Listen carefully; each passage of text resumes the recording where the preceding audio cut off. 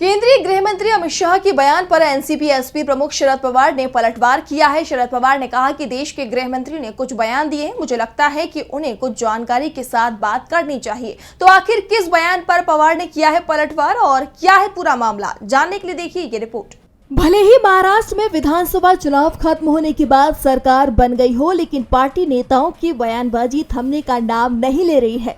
इसी कड़ी में एनसीपी एसपी के प्रमुख शरद पवार ने केंद्रीय गृह मंत्री अमित शाह को बड़ी नसीहत दे दी है। दरअसल 12 जनवरी को अमित शाह ने शिवनी में बीजेपी के सम्मेलन में कहा था कि महाराष्ट्र में बीजेपी की जीत ने 1978 में पवार के द्वारा शुरू की गई विश्वासघात की राजनीति को 20 फीट जमीन में दफना दिया है, जिस पर पलटवार करते हुए पवार ने कहा कि इस देश ने कई बेहतरीन गृह मंत्री देखे, लेकिन उनमें से किसी को भी अपने राज्य से बाहर नहीं निकाला गया। उनका इशारा सोहराबुद्दीन शेख मामले में 2010 में शाह को 2 साल के लिए गुजरात से बाहर निकाले जाने की ओर था, जिसमें 2014 में शाह को सभी आरोपों से बरी भी अब कर दिया गया है। शरद पवार ने कहा कि 1978 में मैं सीएम था, तब राजनीति में पक्ष विपक्ष के बीच इतनी कटुता नहीं थी।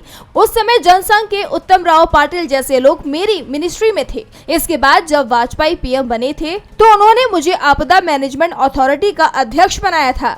मेरे विपक्ष में होने के बावजूद उन्होंने मुझे जिम्मेदारी दी थी, लेकिन आज ऐसा नहीं है। इसी के साथ शरद पवार ने अपनी पार्टी में किए जाने वाले बदलावों पर कहा कि पार्टी के अंदर बदलाव किए जाएंगे। ये बदलाव अगले 10 से 12 महीने में होंगे। हमारे प्रदेश अध्यक्ष स्वास्थ्य उपचार के लिए बाहर गए हैं, उनके लौटने पर हम इसकी घोषणा करेंगे और ये निर्णय लिया गया है कि हम इंडिया गठबंधन के रूप में राष्ट्रीय स्तर पर एक साथ लड़ेंगे।